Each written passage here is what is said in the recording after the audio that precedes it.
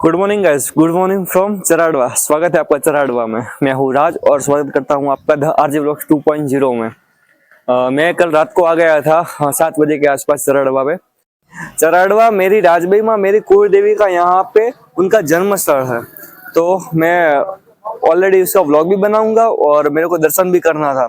तो अभी यहाँ से मैं फिर निकल जाऊंगा मोरबी की ओर। मैंने वैसे थोड़ा रूट उल्टा लिया था, उसका भी कुछ रीजन था, क्योंकि मेरे को चरड़वा ये बीच में लेने का था व्लॉग में। तो अभी मैं आपको चरड़वा मेरी कुल देवी माँ को जो इतिहास है थोड़ा वो भी हिस्ट्री भी बताऊंगा और कुछ सरप्राइज भी दूंगा आपको। तो स्टार्ट करते हैं सीधा व्लॉग की शुरुआत। ये पूरा चरड़वा विलेज है। ये जो रास्ता जा रहा है वो चरड़वा गांव के अंदर जाता है और ये राजबाई माँ का मेन मंदिर है।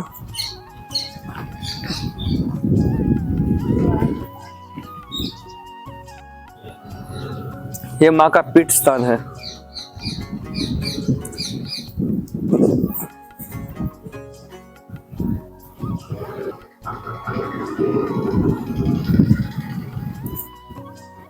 मंदिर व्यू है ये पूरा। ये पुजारी जी का रहने के लिए घर है इधर।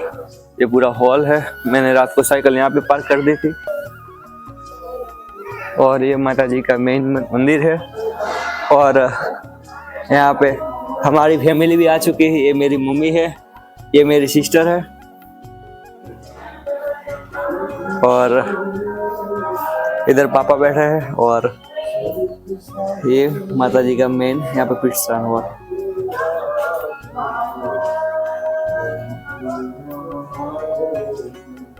ये माता जी का यहाँ का मेन मंदिर पीठ स्थान बोला जाता है।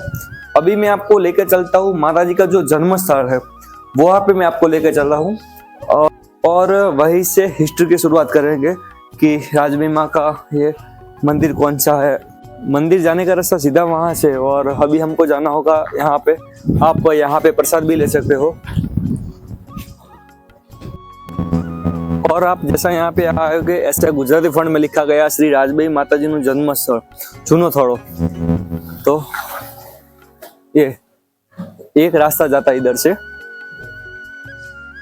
आपको यहीं पे जाना होगा। तो अभी मम्मी पापा आगे आगे जा रहे हैं। पापा ने प्रसाद ले लिया यहाँ से और चलते अभी माता जी के जन्म स्थल पे। सामने ऊपर देखो एक टावर बनाया हो छोटा सा, वहां पे लिखा हुआ माँ राजल जन्म स्थल।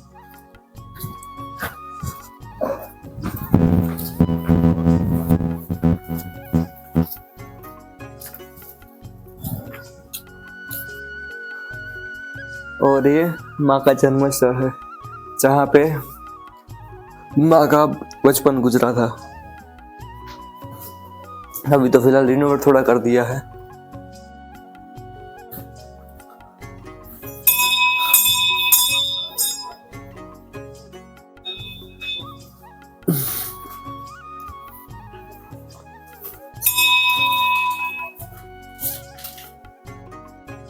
हाँ, श्री राजल माँ।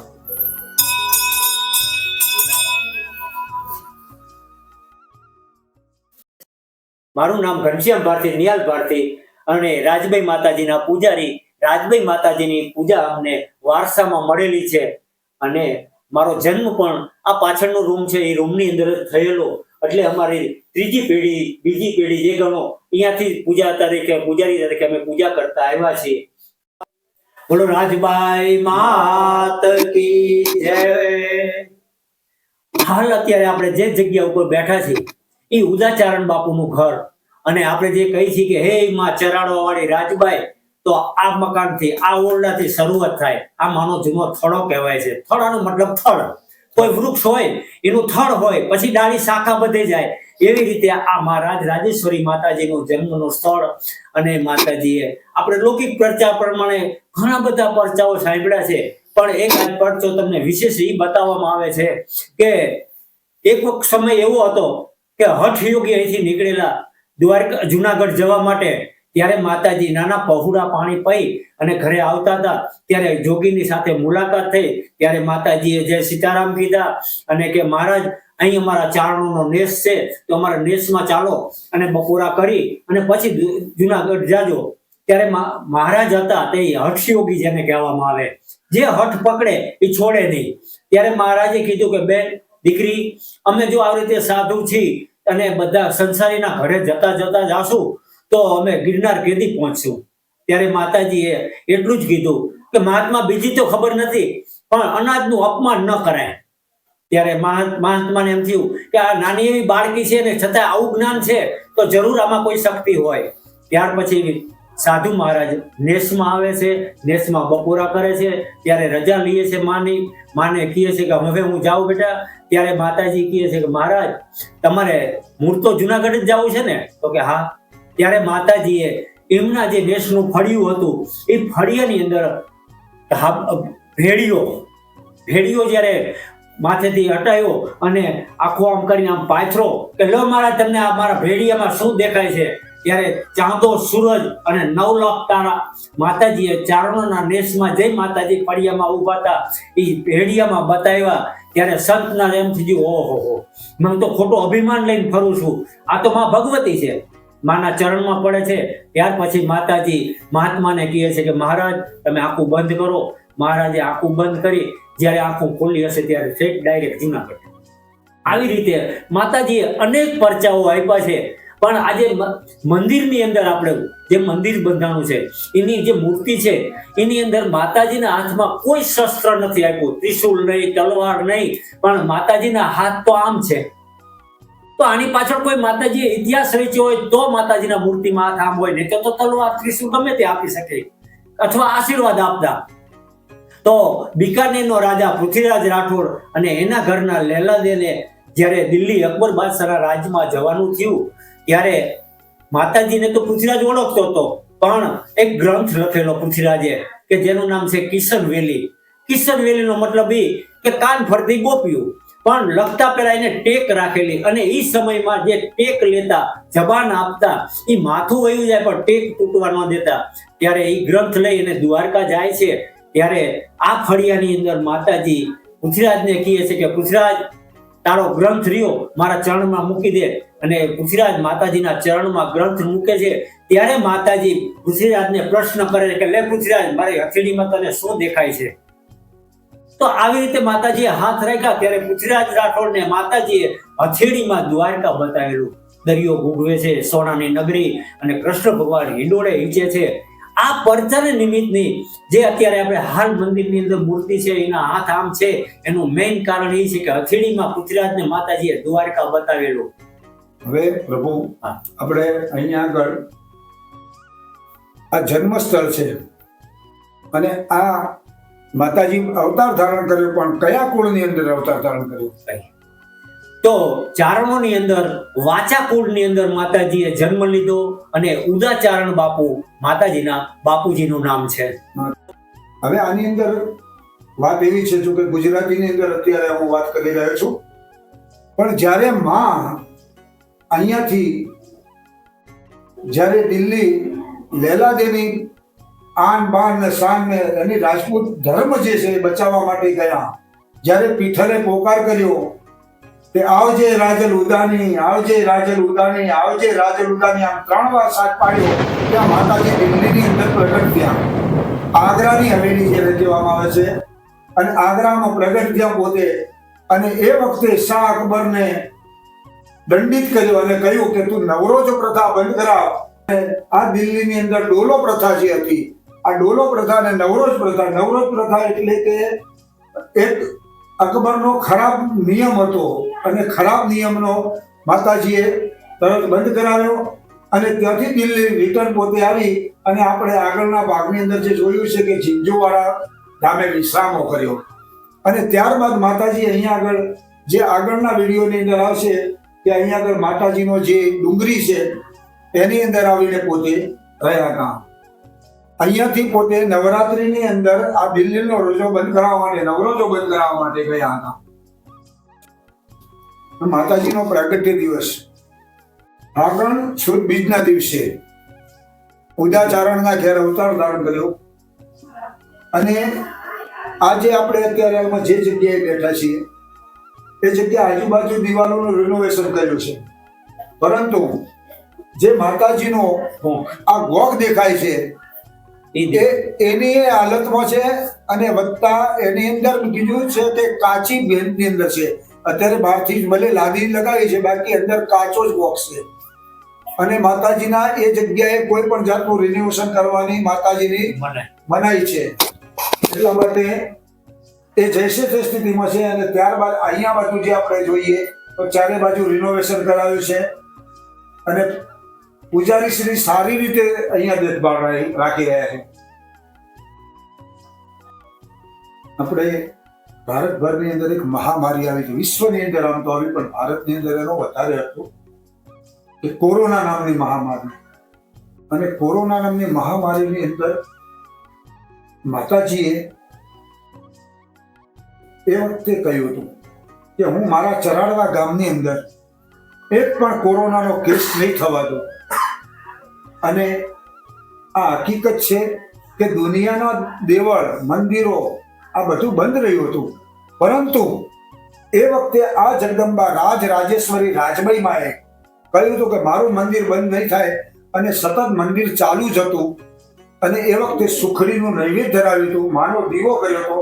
અને એ વખતે અહીંયા આગળ લગભગ 2000 કિલો જેટલી સુખડી માતાજીને ધરાવવામાં આવી હતી. ઘેર ઘેર દીવાનો પ્રગટે. અને મોટામાં મોટી વાત એ રહી છે કે કોરોના કાળ દરમિયાન એક પણ કેસ ચરાડવાની અંદરથી કોરોનાનો થયો નથી. આનાથી આ કળયુગનું મોટું ઉદાહરણ કોઈ હોઈ શકે નહીં. આનાથી મોટો કોઈ પરચો હોઈ શકે નહીં. આ રાજેશ્વરી રાજબાઈ માનવ પરચો છે, જેને આપણે પ્રેમથી, આપણે લાડથી કહી શકાય કે ઉદાની રાજલ. આપણી માં ભગવતીને આટલા પરચા પૂર્યા છે. આપણે વાત કરી કે માતાજીની સુખડીનો નિવેદ ધરાવી છે, માને જમાડી છે. ત્યાર પછી આજે પણ પૂરું ચરાડવાના ગામની અંદર વસ્તી લગભગ 10 થી 12,000 માણસોની છે. તો જે દિવસે માતાજીએ કોરોના અટકાવ્યો એ તારીખના દિવસે માતાજીને ગામની અંદરથી જે ભાઈઓ વસ્તી વસે છે એ બધા પાછા ફરીથી એ સમયે પાછો વળી નિવેદ ધરાવી અને માતાજીને આ ગયા વર્ષે જ્યારે આપણે માતાજીનો એ દિવસ આવ્યો તો તારીખ, ત્યારે 27 મણની સુખડી બનાવેલી ગામ લોકોએ. पहले हम गए थे माता जी के जन्म स्थल पर, और अभी मैं जिस जगह पे आया हूँ वो माता जी का पीठ स्थान कहा जाता है. तो एक बार हिस्ट्री भी थोड़ा जानते हैं उसको कि माता जी का पीठ स्थान कैसे बना और ये पीठ स्थान ने क्यों नाम पड़ा. वो पुजारी से बात करते हैं थोड़ा और सब आपको बताता हूँ. और हमारे झाला परिवार यहाँ पे माता जी बहुत बड़ा हार लेके आए हैं. श्री राजबाई मात की जय.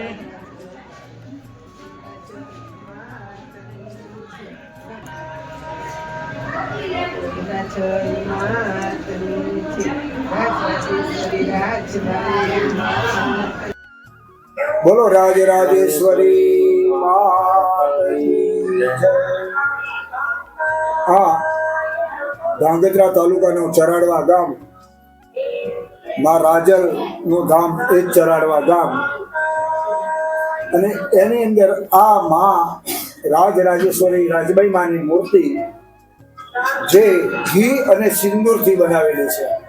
એના પાછળનો એક ઇતિહાસ એવો છે કે માનું જન્મસ્થળ આપણે આગળ જોયું, ત્યાંથી માં લેલાદેની વારે દિલ્હી ચડ્યા અને વળતા આવ્યા. 3.5 દિવસની અંદર સુધી દ્વાર નથી ખોલવાના. અને ખોલ્યા એટલે માં ફૂલનો ઢગલો બનીને ત્યાં રહ્યા. અને ફૂલનો ઢગલો લાવી અને અહીંયા આગળ એનું સ્થાપન કર્યું. અને ત્યારબાદ અહીંયા આગળ એક નાની દેરી હતી. અને દેરી હતી ત્યારે ચરાડવાના દીકરી બા ગંગાબા સાહેબ, જેને માં આગળ પ્રાર્થના કરીને કહ્યું કે માં, હું જો ભુજ મહારાણી બનીશ અને મારે પ્રથમ થોડે દીકરો આવશે તો માં તારું શિખરબંધ મંદિર બનાવીશ. અને માએ એમનો આ પૂરું કરી વાત. અને માએ ભુજ ગંગાબા સાહેબનો પરણ્યા અને એમને પ્રથમ થોડે દીકરાનું અવતરણ થયું. અને ત્યારબાદ ગંગાબા સાહેબે, ભુજ મહારાણી, એમને આવી અને અહીંયા માનું શિખરબંધ મંદિર બનાવ્યું. અને ત્યાં આગળ આ ઘી અને સિંદૂરની જે બનાવેલી છે મૂર્તિ તે સ્થાપિત કરી. અને અત્યારે હાલમાં માની આંખની અંદર તમે જોશો તો તમે અનુભવશો કે માની અંદર જે રતન છે એ રતન બહુ અમૂલ્ય રતન છે, કારણ કે એનું કોઈ મૂલ્ય નથી. અને તમે સતત જો એની માની આંખની અંદર જો આંખ પરોવીને જોશો તો તમને એની અંદર આંખ ભરતી લાગશે. તમને એક આ રતનનું મોટામાં મોટું મહત્વ છે. અને એ રીતે અહીંયા આગળ અત્યારે હાલની અંદર હરદેવ ભારતીના વંશજ અહીંયા આગળ પૂજા કરે છે. આપણે લખન ભારતી છે, એમના પપ્પા શ્રી ભરત ભારતી અત્યારે હાલમાં પૂજન કરી રહ્યા છે. અને અહીંયા આગળનું સંચાલન બહુ સારું અને ઉદ્દષ્ટ કરી રહ્યા છે. અને સાથે સાથે અહીંયા આગળ માતાજીની જે 51 ગજની અત્યારે ધજા છે એ પણ માતાજીને અહીંયા આગળ અર્પણ કરેલી છે. અને એટલા માટે સાચા અર્થની અંદર અત્યારે ચરાડવા ગામ એ જ રાજલ ધામ આ રીતે અહીંયા આગળ જગતમાં વિખ્યાત થયું છે. બોલો રાજબાઈ માત કી જય. और यहाँ पे एक झाला परिवार है ધાંગધ્રા स्टेट के, तो उनके द्वारा यहाँ पे प्रसाद का भी आयोजन किया गया है.